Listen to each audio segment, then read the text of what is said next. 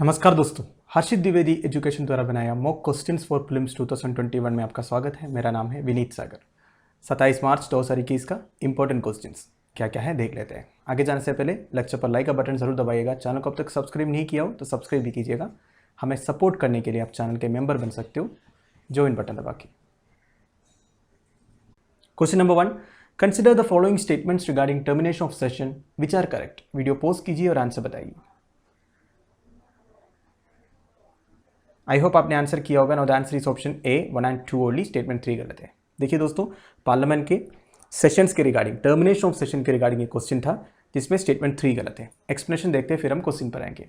देखिए, seating of parliament can be terminated by अडजॉर्नमेंट, अडजॉर्नमेंट sign day और prorogation और dissolution. Dissolution only Lok Sabha में होता है, राज्यसभा में नहीं होता है। अडजॉर्नमेंट क्या है? Suspends the working a sitting for a specific time which may be hours, days और वीक्स। एक स्पेसिफिक टाइम के लिए जब पार्लियामेंट के काम को रोकता है, इसको अडजर्नमेंट बोलते हैं। अडजर्नमेंट साइन डे क्या है? इनडेफिनिट पीरियड के लिए, मतलब बता नहीं सकता आप कब मिलेंगे, ठीक है, इसके लिए अडजर्नमेंट साइन डे बोलते हैं।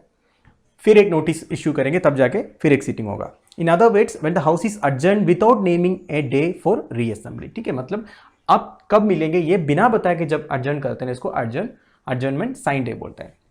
Power of adjournment as well as adjournment signed day lies with the presiding officer, speaker for Lok Sabha and chairman in the Rajya Sabha. अब prorogation देखिए, president issues a notification for prorogation of the session after the business of a session is completed and the presiding officer declares the house urgent signed day। देखिए, ये जो power president के पास रहता है जो prorogation का, वैसे इसके बारे में मैं ज़्यादा डीप नहीं जा रहा हूँ दोस्तों। पॉलिटी में कई बार प्रोरोगेशन, adjournment वगैरह के बारे में आप लोगों को हर्षित सर ने समझाया है।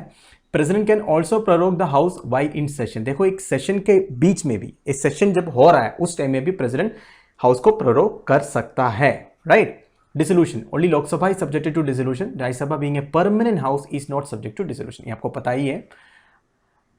अब क्या लिखा है? ए dissolution ends the life of the existing house, new house is constituted after general elections are held. देखिए, डिसोल्यूशन होने के बाद हाउस का लाइफ खत्म हो जाता है, फिर नया जनरल इलेक्शंस कंडक्ट कराना पड़ता है। President is empowered to dissolve the Lok Sabha. Lok Sabha को डिसोल्व करने का पावर किसके पास है? प्रेसिडेंट के पास है। देखिए, power of adjournment as well as adjournment signed day lies with the presiding officer, very very correct. President can prorogue the house while in session also, very very correct. All pending notices and bills lapse on the prorogation of the house। देखिए, गलत है। क्यों? Notices तो lapse हो जाता है, जितने notices initiate किया था वो सब, पर बिल्स जो है दोस्तों वो लैप्स नहीं होता, ठीक है, जब हाउस को प्रोरोग करते हैं, राइट। तो answer is option A 1 and 2 only. Question number 2, consider the following statements regarding postal ballots in the upcoming Legislative Assembly elections 2021. Who can avail this facility? Video pause कीजिए और answer बताइए। I hope आपने answer किया होगा। Now the answer is option E, all of the above. पांचों statement सही है।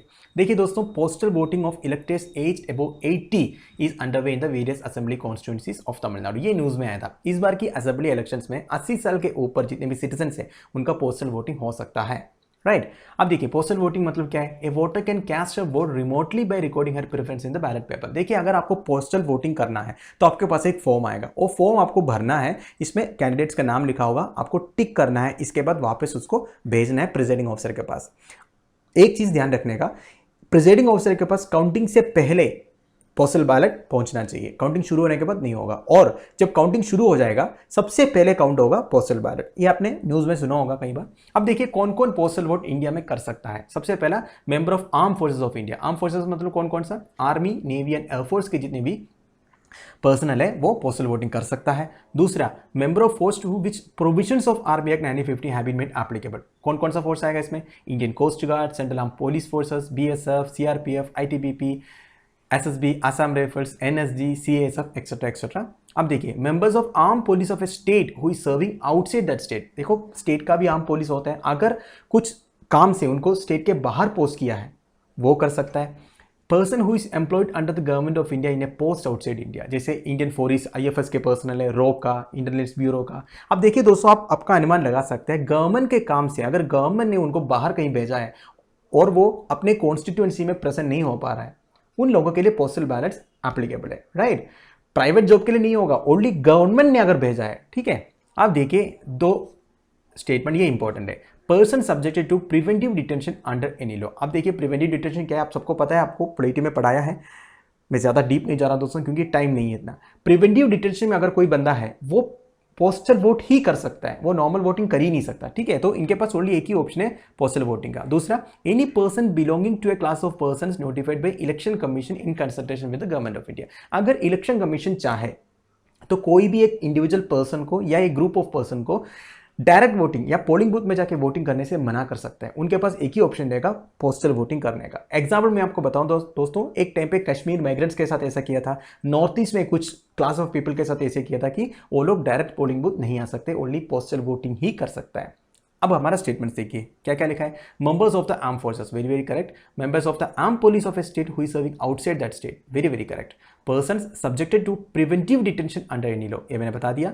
Person on duty with election commission holding the election duty certificate, ये देखिए दोस्तों, ये मैंने आपको समझाया नहीं, बता देता हूँ। देखो, मान लो मैं केरला का हूँ और केरला में जितने भी स्टेट गवर्नमेंट ऑफिशियल्स हैं उनको इलेक्शन ड्यूटी में जाना ही जाना है, ठीक है। अगर इलेक्शन ड्यूटी मुझे और कोई कॉन्स्टिट्यूंसी में मिला तो मैं अपने कॉन्स्टिट्यूंसी में कैसे वोट करूंगा, क्योंकि मैं तो ड्यूटी में रहूंगा। तो ऐसे लोग भी पोस्टल वोटिंग कर सकता है, ठीक है, ध्यान दीजिएगा।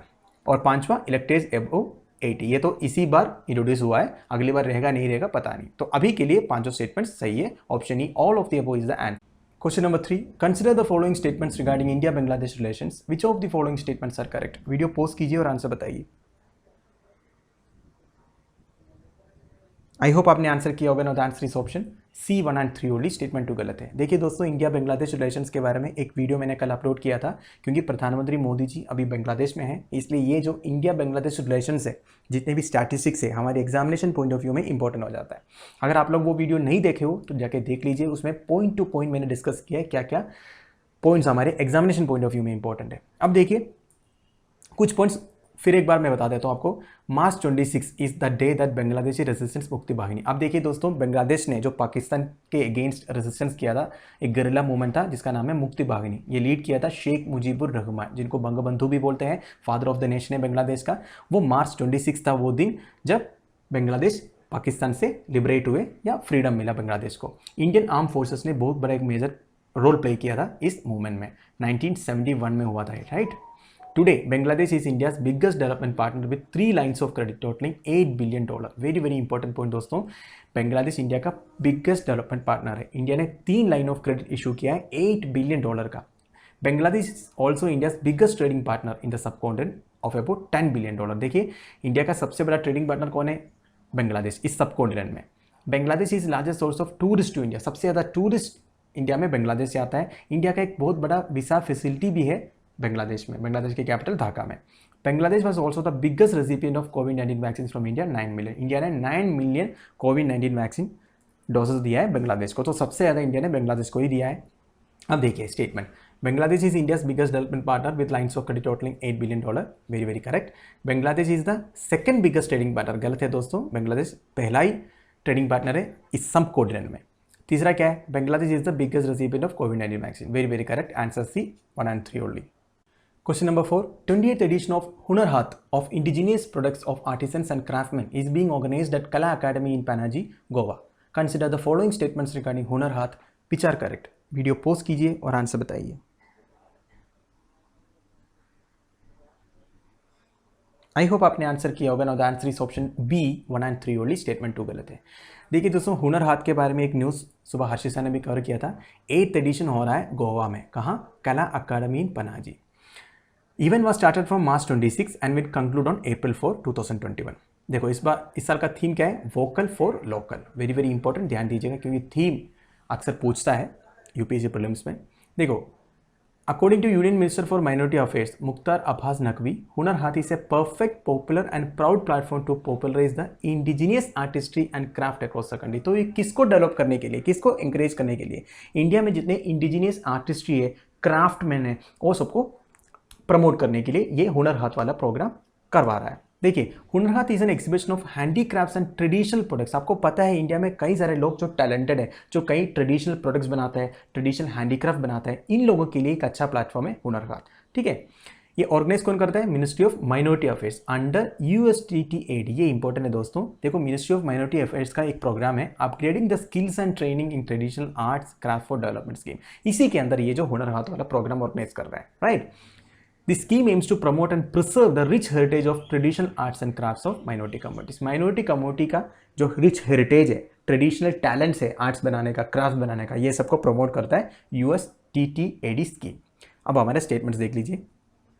हुनर Haat is exhibition of handicrafts and traditional products made by artisans from minority communities. Very very correct, basic definition है। Organise by the ministry of skill development and entrepreneurship. गलत है दोस्तों, मैंने बोला ministry of minority affairs organise करता है।